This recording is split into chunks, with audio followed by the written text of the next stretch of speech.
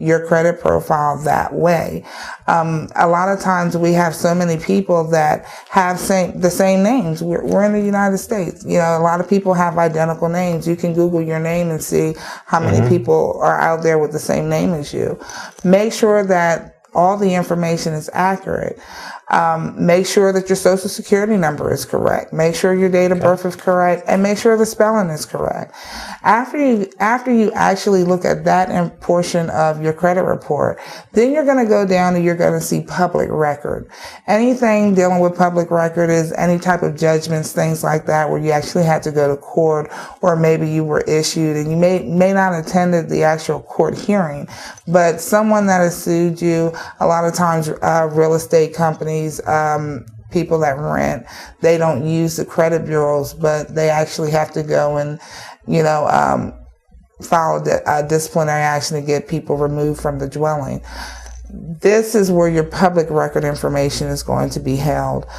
Then once you go to the next area, your next area is going to be your collection accounts. Look at every single account. When you start going over your credit, make sure that every creditor that's there is someone that you have dealt with. And then where your repair process is going to come in, it's actually going to be you want to challenge these companies to see if they have all the information that they're supposed to have. Let them prove to you how much the debt is. It's legal. The Federal Trade Commission put these laws in place for us, the consumer, because big businesses were taking advantage of consumers. They weren't regulated. So you have to exercise your right. If your dollar amount, if you're being charged just 1% outside of the interest that you're supposed to be charged, then it's inaccurate. You can be paying, I tell the story all the time to my daughter, when you go, pennies make dollars. Every time you take 1 cent and you don't worry about it, you can keep it.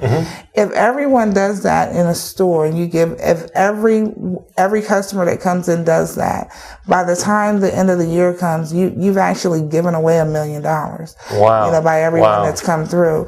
So if a company is basically skimming. If they're skimming from you and they're charging you even an extra penny or an extra dollar, look how many people they've done that to over the years, and you're still feeding, and you're patting the pockets of big businesses. You don't want to do that. And that actually happens? Yeah. They'll actually charge you more? Oh, yes. Okay. Late fees, anything that is outside of what you were contracted for. Okay. It is illegal. They cannot add fees on that is outside of the contracted amount that you originally signed. Let's go back for a minute, and LaShelle, and talk about, you said collection accounts. And that's something that I'm not familiar with and others aren't as well. So collection accounts, merchants that you have open balances with, it's not necessarily something you're in default on and they're collecting on you. Let's talk a little bit more about that, because I'm unclear on that. Okay. Normally on your credit profile, if you actually have a collection item, normally prime example, a credit card company. That's what we consider credit cards revolving accounts. Those are accounts that they report every month. It's not just to one particular company. It is something that's reported to all three bureaus. After you go and you use that card, and say, for instance, you may have run into a hard spot and you were 30 days past due. Well, the credit bureaus will show a 2 to show that you're late. A 1 is actually good standing. You paid it on time. You were not, more than 28 days late. If it's a 2 showing up, you know that you were 30 days past due. Once this cycle gets to 120 days, the company that actually granted you that line of credit will actually either sell that debt or pass that debt off to a collection agency. Or their collection department within their organization. At that time, it's going to be considered a charge-off or a collection debt.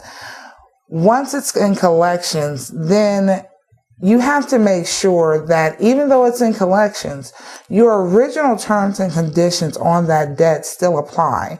You're not able to add anything that's outside of the contracted terms of the debt. And a lot of times what happens is you have these companies that say, oh, well, we're going to charge you an extra $50 every month if you don't pay this by this. Or you even have people that are actually breaking the law in collecting debts to say, threatening to put someone in jail or, and people, they don't know the law. So therefore they are just assuming that this is correct and that they have to do, they're basically, it's robbery, but not only that, you're creating a bigger hardship for people. They already don't have the money to pay the debt. There are laws in place for that as well. So when you talk about collection accounts, you need to make sure that those accounts are the accounts that you start working on first, because these are the accounts that actually hurt you in the long run as far as your credit score is concerned. Okay, so they're collection accounts, and the original contract that the customer signed with the merchant applies even if they're collection accounts. Correct. So if the merchant has on your credit report they're charging you more than what the original contract said, the merchant is in violation of the rules, and you have a right to change that or fix that. Correct. Now, I think what we really need to address while we're speaking on collection accounts is everyone today, the economy is basically in a downward spiral. So because of the economy, a lot of people are finding themselves behind on just their everyday bills. And I think this basically took place is because the reason it took place is, who would have thought our economy would be in this state that it is presently? And what we do is we always go out and we get the things we want, because our philosophy is, these are things that I work hard. I should be able to have the things that I want. And we kind of lost sight on the things that we need. But, at the end of the day, we still have these debts that we need to make sure we take care of.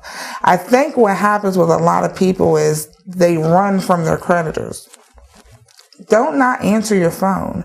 Don't not toss your mail in the trash.